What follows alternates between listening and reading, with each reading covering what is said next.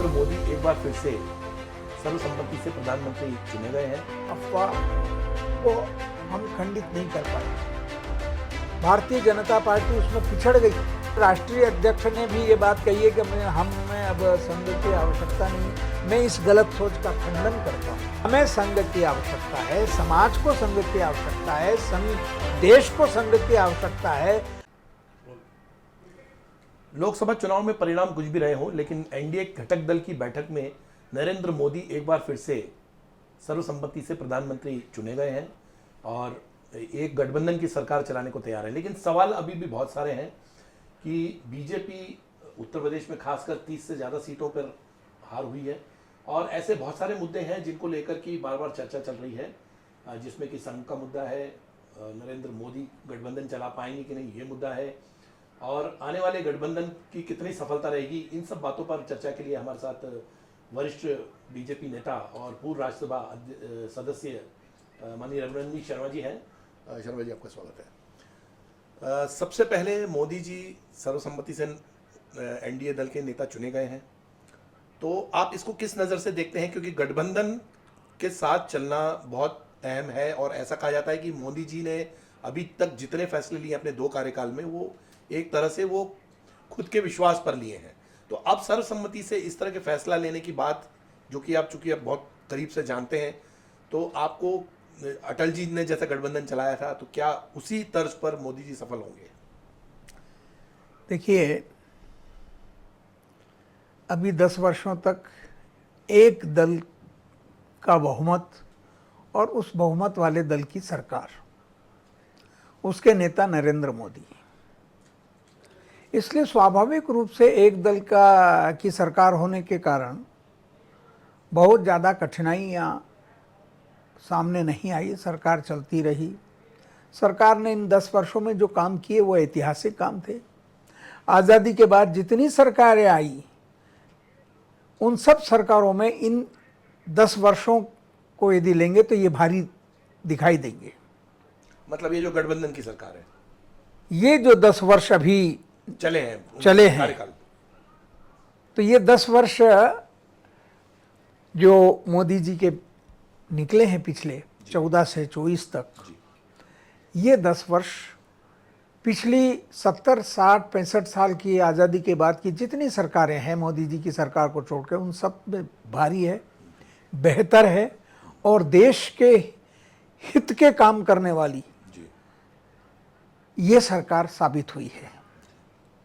देश हित सर्वोपरि का भाव बाकी और सरकारों के मन में नहीं था।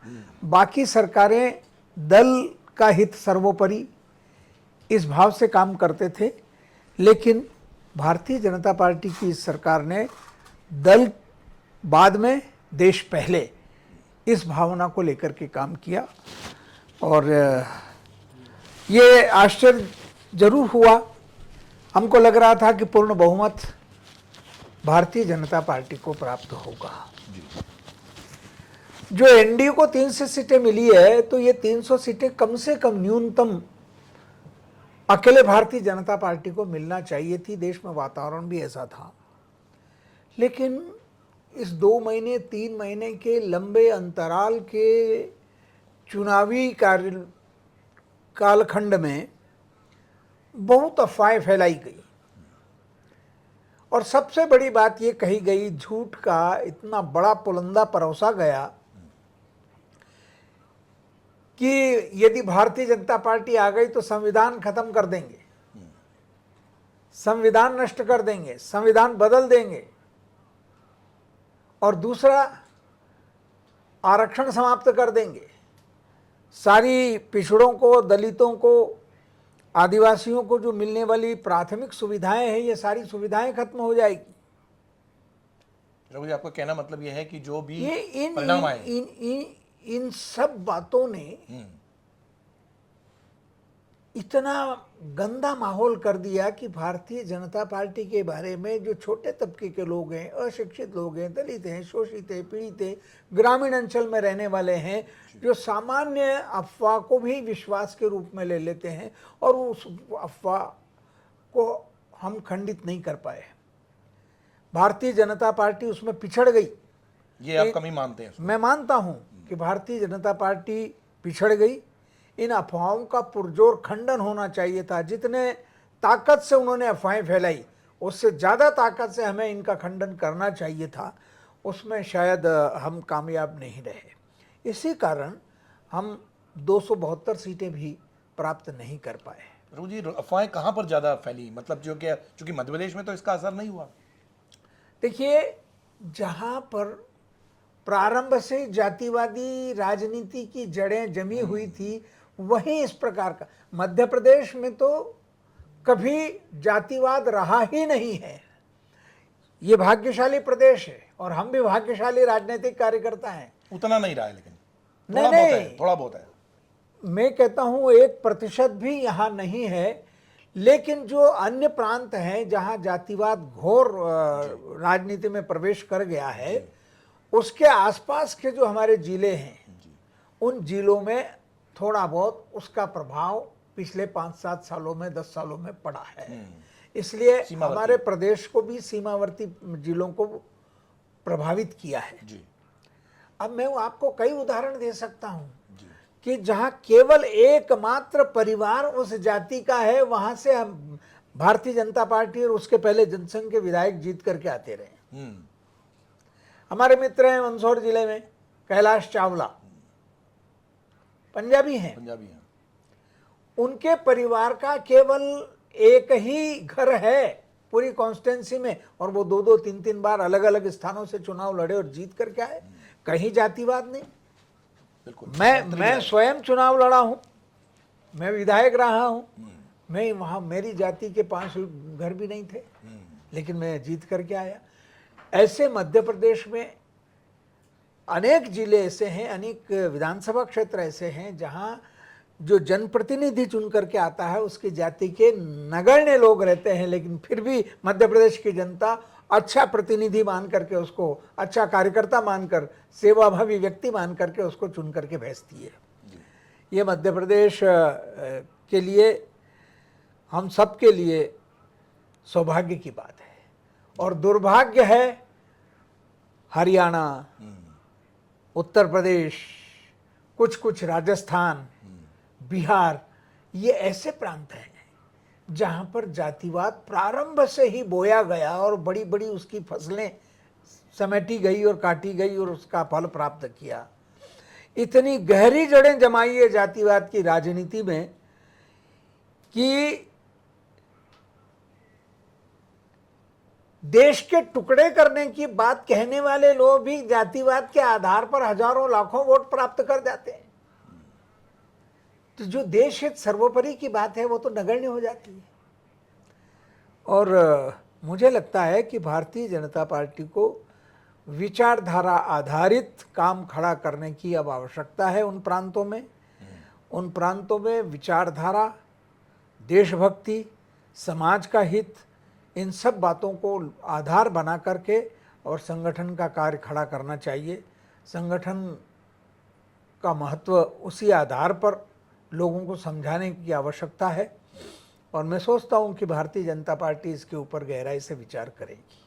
तो जी, आपने कहा कि जातिवाद है, मैं इसको मानता हूं कि उत्तर प्रदेश और राजस्थान और बिहार जहाँ जहाँ पे कम सीटें मिली है वहाँ पर सबसे ज़्यादा इसका प्रभाव हुआ है।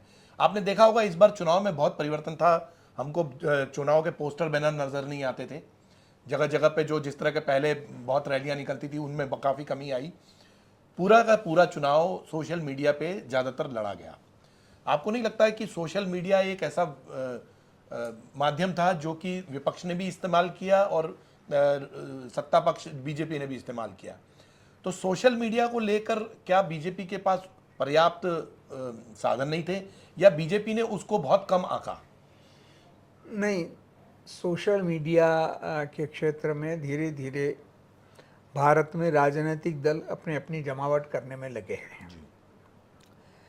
मैं पहले, आज से 25 साल 30 साल पहले ये सुना करता था कि अमेरिका में जो चुनाव होते हैं वो केवल टीवी के माध्यम से कैंडिडेट अपने विचार व्यक्त करते हैं और वो जनता तक पहुंच जाते हैं। डिबेट होता है, जो डिबेट होता है, अपनी बात कही जाती है और उस माध्यम से जनता तक बात हो जाती है। वहाँ बड़ी सभाएं करने की आवश्यकता नहीं है, रैलियां करने की आवश्यकता नहीं है। तो उस समय आश्चर्य लगता था कि क्या बिना सभाओं के, बिना रैलियों के कोई चुनाव लड़ा जा सकता है। लेकिन आज उस बात को हम स्मरण करते हैं, याद करते हैं कि 30 साल पहले जो अमेरिका में या विकसित देशों में हो चुका था वो अब भारत में भी हो गया है। अब यहाँ भी रैलियों की इतनी बड़ी आवश्यकता नहीं है, सभाओं की आवश्यकता नहीं है।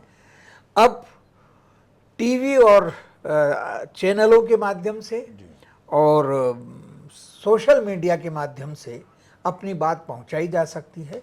और इस क्षेत्र में भी भारतीय जनता पार्टी को इस तकनीक को बढ़ाने की आवश्यकता है और बढ़ाना चाहिए।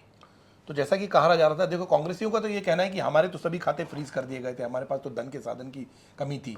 तो क्या बीजेपी का सोशल मीडिया उसको काउंटर नहीं कर पाया? जो जिस तरह का नैरेटिव उन्होंने चलाया, जिस तरह की रैलियां उन्होंने की, क्या वजह रही कि ये लोग उसको काउंटर नहीं कर पाए, या बहुत ही उसको सरल तरीके से, सहज तरीके नहीं, से? मैंने कहा ना कि अब तो इतनी रैलियां और सभाओं की आवश्यकता ही नहीं बची। और इस बार ये हुआ है, दिखाई दिया है। इसलिए कितनी पार्टियों के खाते फ्रीज हुए हैं जी। केवल कांग्रेस का वो खाता जिसमें उसने गड़बड़ की है उसी को रोका गया है। बाकी तो किसी भी राजनीतिक दल के खाते को छुआ नहीं है सरकार ने, और सरकार नहीं करती है। ये जो व्यवस्थाएं बनी है देश में, ऐसी एजेंसियां हैं जो सब प्रकार से गुण दोषों के आधार पर काम करती है। और हमारे यहाँ की न्यायिक प्रक्रिया इतनी मजबूत है, निष्पक्ष है और साफ सुथरी है कि यदि कोई भी सरकार भी यदि कहीं पक्षपात करती हो या अन्याय करती हो तो तुरंत हस्तक्षेप करता है न्यायालय और रोक देता है, सरकार के ऊपर डंडा लेकर के बैठता है। हमने देखा कि केवल केजरीवाल जी को अंतरिम जमानत इसलिए मिली कि वो चुनाव प्रचार कर सके। इससे बड़ी बात और क्या हो सकती है। मैं तो भारत के न्यायालय, यहाँ की न्याय प्रक्रिया का कायल हूँ कि इतनी साफ सुथरी और स्वच्छ, निष्पक्ष, निर्भीक न्याय प्रक्रिया हमारे यहाँ प्राप्त होती है, सामान्य व्यक्ति से लेकर संस्थाओं को भी। तो ये जो कहा जा रहा था कि एक लोगों के मन में डर बैठ गया था कि अगर जरा सा भी कुछ होगा तो ईडी आ जाएगी, ये एक फिर से नैरेटिव जैसे कहा जाए कि वो किया गया था कि आप विपक्ष पार्टी हो, आपके घर पे ईडी आ जाएगी और अगर आप बीजेपी में शामिल हो जाओ तो आप बच जाओगे। इससे क्या कुछ नुकसान हुआ ऐसा, जैसा कि कहा जा रहा है? ये भय ईडी का उन लोगों को होता है जो कुछ न कुछ गड़बड़ करके आते हैं। बिल्कुल। हमारे यहाँ कहावत है कि चोर की दाढ़ी में तिनका। तो कोई तिनका लेकर के नहीं चलता है चोर, लेकिन जो चोर होता है वो आत्मीय रूप से कमजोर हो जाता है, उसका मनोबल कमजोर हो जाता है, और वो कमजोर मनोबल से सामने खड़ा होता है तो पहचान में आ जाता है कि ये व्यक्ति इतने सशक्त मनोबल वालों में दिखाई नहीं दे रहा है, ये कमजोर है, कहीं कहीं ये गड़बड़ है जी। सामान्य रूप से देख लेता है व्यक्ति। ग्रामीण अंचल में तो इसी आधार पर चोर पकड़ लेते हैं, अपराधी को पकड़ लेते हैं कि इसने अपराध किया होगा। ऐसे अपराधी व्यक्ति हीन भावना से ग्रस्त होते हैं, उनका गिरा हुआ मनोबल होता है, और जिन्होंने भ्रष्टाचार किया है उनको ही ईडी से डर लगता है। जिनने भ्रष्टाचार किया ही नहीं उनका ईडी क्या बिगाड़ लेगा। तो ये जो माहौल बना है मतलब गलत। आप जो बैठे हैं या मैं बैठा हूं, क्या मेरे घर पर या आपके घर पर ईडी आ सकती है? और आएगी तो क्या ले जाएगी और क्या कर लेगी आपका? हमारा स्वतंत्र भारत में एक व्यक्ति का उतना ही अधिकार है जितना बड़े से बड़े पद पर बैठे हुए व्यक्ति का होता है। मौलिक अधिकार एक ऐसा अधिकार है कि बिना कारण से किसी को भी कोई त्रास नहीं दे सकता। और इसलिए ये सारी अफवाहें फैलाई गई, और अफवाहें फैली और ऐसा माहौल उनने बनाया जिन्होंने भ्रष्टाचार किए हैं, अनैतिक रूप से धन इकट्ठा किया है। नैतिक, अब जो सबसे बेईमान लोग हैं उन्होंने शब्द गढ़ा कट्टर ईमानदार। अरे कट्टर ईमानदार क्या होता है? ईमानदार ईमानदार होता है, लेकिन चूंकि बेईमान थे इसलिए उन्होंने अपने नाम के आगे कट्टर लगा करके ये शो करने का प्रयत्न किया, ये दिखाने का प्रयत्न किया कि हम ज़्यादा ईमानदार हैं क्योंकि हमने बेईमानी की है। और इसलिए ऐसे लोग समाज में होते हैं और ये राजनीतिक दल भी उसी के उस चेहरे में आते हैं। तो यहाँ भी अफवाहों ने काफी बड़ा रूप लिया, मतलब एक तरह से फिर अफवाहें फैली भाई जिनको काउंटर नहीं किया जा सका। देखिए, संविधान की जहाँ तक बात है, आज आपने देखा होगा नरेंद्र मोदी का जब चयन हुआ है, जी, जी, जी। प्रस्ताव रखा गया एनडीए के संसदीय दल में, तो नरेंद्र भाई ने संविधान को प्रणाम किया, उन्होंने नमन किया। अब जो आदमी संविधान को नमन करके चलता है उसमें, और जो आदमी हाथ में संविधान लेकर के उसको अपमानित करता है, हिलाता है और बताता है कि इसको बदला जा रहा है, हर सभा में एक आदमी संविधान लेकर के घूमता फिरा, और अब ये अफवाहें फैलाने वालों का क्या करेंगे? कहीं न कहीं ऐसा कानून बने कि कोई अफवाह फैलाएगा तो उसको पनिश किया जाएगा, तो शायद ये सुधर जाए। अच्छा, बात हम आते हैं, आप संघ से भी काफी समय से जुड़े रहे। ये कहा गया कि संघ जो है वो थोड़ा सा नाराज था, संघ ने कई क्षेत्रों में काम नहीं किया, संघ अपने आप को डिटैच करता रहा, और इस वजह से, और खास तौर पे उस नड्डा जी के उस बयान के बाद कि हमें संघ की आवश्यकता नहीं है, तो ये पूरा एक अलग माहौल बना संघ के खिलाफ। ऐसा लगा कि संघ जो है और बीजेपी में कुछ दरार आई है, कटुता बैमनस आया है। देखिए, मैं भी संघ का स्वयंसेवक हूँ और संघ का स्वयंसेवक होने का मुझे गर्व है। मैं गर्व अनुभव करता हूँ कि मुझे संघ में जाने के बाद देशभक्ति के संस्कार प्राप्त हुए और मेरे रक्त में देशभक्ति प्रवाहित हो गई। नड्डा जी के खून में भी वही देशभक्ति बह रही है, परंतु देखिए, एक बड़े परिवार में जब कोई वयस्क नौजवान अपना व्यवसाय प्रारंभ करता है और वो अपने पैरों पर खड़ा हो जाता है, तब पिता की मदद नहीं मांगता। वो कहता है कि अब मुझे पिता की मदद की आवश्यकता नहीं है, मैं अपने पैरों पर खड़ा हूं, अपना धंधा विकसित कर लूंगा, चला लूंगा। लेकिन प्रारंभ करने का और उस स्थिति तक पहुंचाने का श्रेय तो पिता को ही जाता है। तो संघ का आशीर्वाद पितृत्व के रूप में भारतीय जनता पार्टी और उसके पहले जनसंघ को मिलता रहा है। संघ के बिना हमारा कोई अस्तित्व नहीं है। यदि ये कह दें कि हम बिना संघ के चल लेंगे तो हम, भाई साहब, ये तो 240 सीटें आई है, 24 सीटें भी नहीं आएगी भारतीय जनता पार्टी की। संघ दिखावा नहीं करता, संघ बिना मांगे समर्थन करता है, संघ केवल राष्ट्रवाद देखता है। जो राष्ट्रवादी है, जो देश हित के लिए काम कर रहा है, वो समर्थन मांगे न मांगे, सहयोग मांगे न मांगे, वो अपना सहयोग देते हैं। लेकिन कभी कभी किसी जगह यदि ज़्यादा आवश्यकता होती है तो आवश्यकता बताना पड़ती है। यदि कहीं आवश्यकता नहीं बताई होगी तो वहाँ पिछड़ गए होंगे, और जहाँ आवश्यकता बताई होगी तो संघ ने अप्रत्यक्ष रूप से जितनी ताकत से वो काम कर सकता है, सहयोग दे सकता है, समर्थन दे सकता है, वो दिया है। और संघ के बिना भारतीय जनता पार्टी की कल्पना नहीं की जा सकती। जो लोग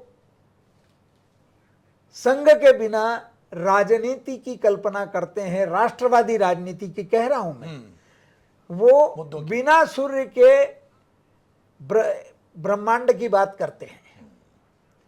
जैसे सूर्य के बिना सृष्टि नहीं चल सकती है, इसी प्रकार से संघ के बिना राष्ट्रवादी राजनीति नहीं चल सकती, उसकी आवश्यकता है। ये भ्रम फैलाने की, यहाँ भी भ्रम पैदा हुआ है। न तो संघ ने अपना समर्थन कम किया, न हमको कम मिला, भारतीय जनता पार्टी को पर्याप्त सहयोग मिला है। उन्हीं के सहयोग के आधार पर हमारी सरकारें हैं और हम सबसे बड़े राजनीतिक दल के रूप में संसद में बैठे हैं। मैं तो संघ को प्रणाम करता हूं, उसका आभार व्यक्त करता हूं। लेकिन मतलब गलत बयानी नहीं होनी चाहिए थी, या संघ के बारे में इस तरह के शब्द नहीं आने चाहिए थे। अब ये क्यों कहे, हमारे राष्ट्रीय अध्यक्ष ने भी ये बात कही है कि हमें अब संघ की आवश्यकता नहीं है। तो ये हो सकता है कि उनको लगा होगा कि भारतीय जनता पार्टी अब इतनी मजबूत हो गई है कि अब हम अपना काम स्वयं चला लेंगे। लेकिन यह भी सोच यदि उनकी है तो बिल्कुल गलत सोच है। मैं इस गलत सोच का खंडन करता हूं। यह अभिव्यक्त नहीं करना चाहिए।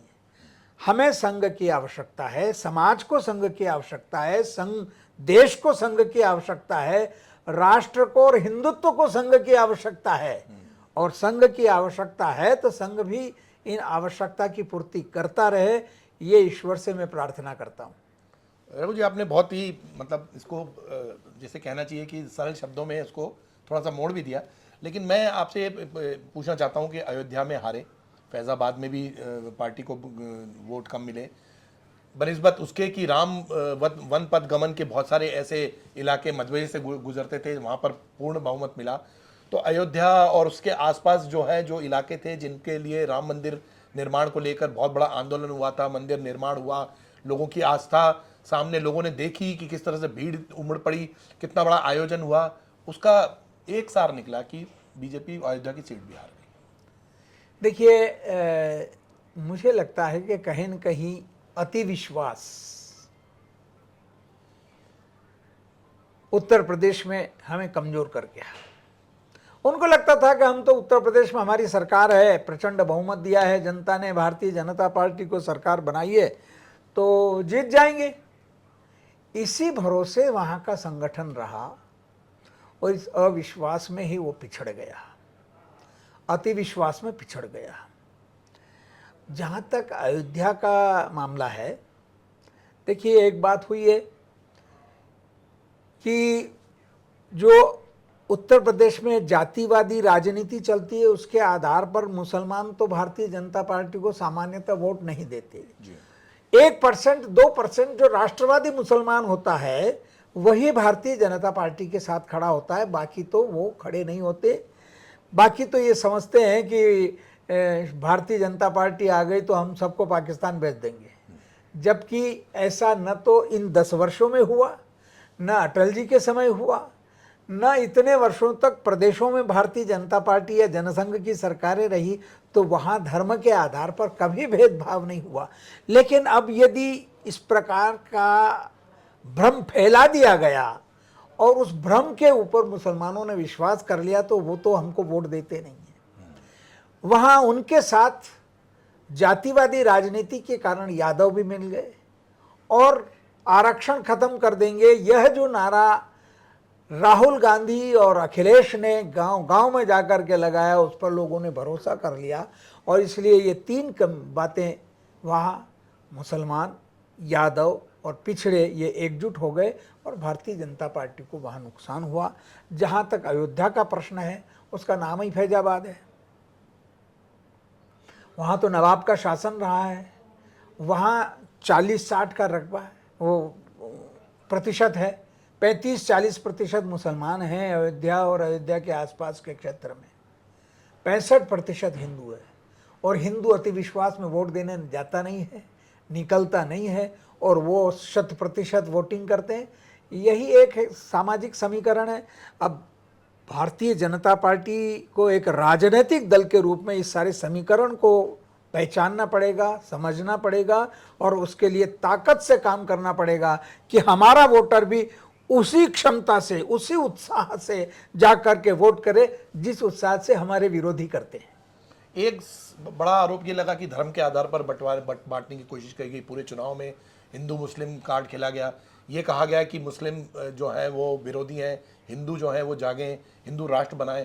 ये आपको लगता है कि इससे बहुत सारे ऐसे सेक्युलर हिंदू जो प्रगतिशील हिंदू थे वो कहते थे कि भाई इस तरह की हमारे साथ तो कोई ऐसी घटना नहीं घटी है, ये वर्बेटिम ये नैरेटिव क्यों फैलाया जा रहा है? देखिए, अब मैं थोड़ा सा इसको यदि लूँगा तो मुझे आप एक बात बताइए, देश का बंटवारा हुआ किस आधार पर हुआ? धर्म के आधार पर हुआ। मुसलमानों ने कहा कि हम हिंदुओं के साथ नहीं रह सकते, इसलिए हम अलग देश चाहते हैं और उनने पाकिस्तान मांग लिया, बंगाल मांग लिया, आधा बंगाल मांग लिया। उनको उसी आधार पर दिया कि तुम हमारे साथ नहीं रह सकते तो वहाँ जाओ। वहाँ तो उस समय के कुछ ऐसे तुष्टिकरणवादी जो नेता थे उन्होंने यहाँ बाकी लोगों को रोक लिया कि जाने की जरूरत नहीं है, जिनको यहाँ रहना रह ले, और कुछ लोग चले गए। आपको मैं ये आंकड़े देना चाहता हूँ कि जब 1947 में विभाजन हुआ तो तथाकथित पश्चिम पाकिस्तान में 18% से लेके 22% तक हिंदू थे। आज वहां 1.5% रह गए हैं। वो सेकुलर हिंदू कहां गए हैं? वो क्यों नहीं बचे? और वो 32% बंगाल में थे, वहां अब 13% रह गए। ये कहां जा रहे हैं? वहां वही है, या तो इस्लाम स्वीकार करो या देश छोड़ करके चले जाओ। बेचारे हमेशा शरणार्थी बनकर के पाकिस्तान से लोग आज तक 70 वर्षों तक लगातार आ रहे हैं, भाग करके आ रहे हैं और अपने ही देश में शरण प्राप्त कर रहे हैं। तो यहाँ के सेकुलर हिंदुओं को समझ में नहीं आए तो किसी न किसी दिन यहाँ भी उनके साथ वही होगा जो वहाँ हो रहा है। अब उनके साथ नहीं होगा तो उनकी आने वाली पीढ़ियों के साथ होगा। ये तो मर जाएंगे तथाकथित सेकुलर समझ करके अपने आप को, लेकिन आने वाली जो पीढ़ियां हैं उनको उस नरक में धकेल देंगी। उनकी माँ बहनों को वो खींच करके ले जाएंगे, उनकी संपत्ति हड़प कर लेंगे, उनको धक्का दे करके बाहर कर देंगे, तब इनको समझ में आएगी सेकुलर। लेकिन जब इन सेकुलर हिंदुओं को समझ में आएगी तो इनकी समझ का पाप भुगतने के लिए वो बेचारी दूसरी या तीसरी पीढ़ी होगी, गुनाह ये करेंगे और सजा वो भोगेंगे। तो ऐसी भी कोई संभावना जताई जा रही है कि आने वाले ऐसा हो सकता है? अब सेकुलर हिंदुओं को तो नहीं, जयचंद को नहीं समझा पाए हम। जयचंद को नहीं समझा पाए कि पृथ्वीराज को का विरोध करने के बाद तेरी भी यही दशा होगी। नहीं समझा तो वही हुआ। ऐसे ही सेकुलर हिंदुओं को भी हम नहीं समझा सकते, वो तो ऐसे ही मरेंगे जैसे जयचंद मरा है।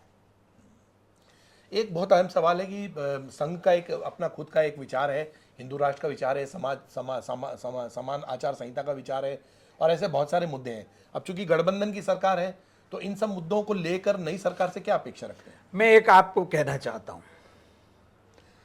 कि हिंदू राष्ट्र वाली बात करते हैं तो कौन सा गलत है? इस देश में आज भी इन सब परिस्थितियों के बावजूद भी 75 से लेकर 80% हिंदू है ना। तो जहां जिस की आबादी ज्यादा है उसका राष्ट्र है तो है ना, उसको कौन नकार सकता है कि ये हिंदू राष्ट्र नहीं है? यहाँ हिंदुओं का बहुमत है, हिंदू राष्ट्र है। जहाँ ईसाइयों का बहुमत होता है वहाँ ईसाई राष्ट्र होते हैं, मुसलमानों का बहुमत होता है वहाँ मुस्लिम राष्ट्र होते हैं। तो इसमें दिक्कत क्या है इस शब्द के? और देखो, हिंदुत्व तो इतना विशाल और उदार दिल का पंथ है कि इसके उदार और विशाल दिल के आगे बाकी सब धर्म पंथ सब छोटे पड़ जाते हैं। आखिरकार इतने मुसलमान, इतने ईसाई इस देश में हिंदुओं के रहने के कारण ही आए हैं ना, हिंदू देश होने के कारण ही इनको यहाँ बसाया है ना। तो जब इन सबको यहाँ आसानी से रहने और अपना कामकाज करने की, जीने की आज़ादी है, ये ऐसी आज़ादी उनके देशों में मिलती है क्या? बाकी लोगों को नहीं मिलती। हमें तो नागरिकता ही नहीं मिलती है, क्योंकि हिंदू हो इसलिए नागरिकता नहीं। तो ये हिंदुत्व की विशेषता है, सनातन धर्म की विशेषता है, भारतीय संस्कृति की विशेषता है, भारतीय विचार और भारतीय दर्शन की विशेषता है कि हम इस आधार पर कभी भी भेदभाव नहीं करते। तो ऐसी अपेक्षा है कि गठबंधन भले ही दल हो साथ में, लेकिन इस भावना के साथ सरकार काम करती रहेगी। देखिए, नरेंद्र मोदी जी पूरी ताकत से सबका साथ, सबका विश्वास, और फिर उन विश्वास और सबका साथ के आधार पर सबका विकास, ये जो उनका नारा है, उस आधार पर नरेंद्र भाई मोदी अगले 5 साल में भी सफल होंगे। और फिर वापस जब चुनाव होगा 29 में, तो हम 19 की तरह से और ताकत के साथ निर्वाचित होकर के आएंगे, ऐसा हमें विश्वास। इसमें बस एक छोटा सा वो हिस्सा छूट गया है कि समान आचार संहिता, यूनिफॉर्म सिविल कोड को लेकर संघ का जो विचार है, और एक चुनाव की जो एक पूरे देश में एक चुनाव होने, ये 2 मुद्दे हैं जो जिसको लेकर की काफ़ी बहस छिड़ी थी। उससे क्या अपेक्षा है? देखिए, भारत को आज़ादी मिली, और आज़ादी मिली तो सबको समान रूप से अधिकार मिलना चाहिए। किसी को विशेष अधिकार क्यों मिले? इसलिए सबके अधिकार यदि समान हो तो इसमें किसी को ऐतराज भी नहीं होना चाहिए। सबको मंदिर जाने की आज़ादी है, सबको मस्जिद जाने की आज़ादी, सबको अपना धर्म पालन करने की आज़ादी। लेकिन तुम अपना धर्म का पालन करते हो इसलिए तुमको 4 बीवियां रखने की आज़ादी है, और ये जो है इनको एक से दूसरा विवाह करे तो वो अपराध हो गया। तो ये जो किसी के साथ अपराध है वही काम किसी को पुरस्कार है, ये समाप्त होना चाहिए। इसमें बात कोई ऐसी नहीं है, सहज रूप से इसको स्वीकार करना चाहिए। यही सभ्य समाज के लिए आवश्यक है। तो नरेंद्र मोदी जी को आप किस तरह का प्रधानमंत्री अब देखना चाहते हैं, एक सेक्युलर या हिंदू राष्ट्र के नेता के रूप में? वो सनातनी प्रधानमंत्री है, हिंदू राष्ट्रवादी भी नहीं है तो सेकुलर भी नहीं है, वो सनातनी है, और सनातन में सबका स्वागत है।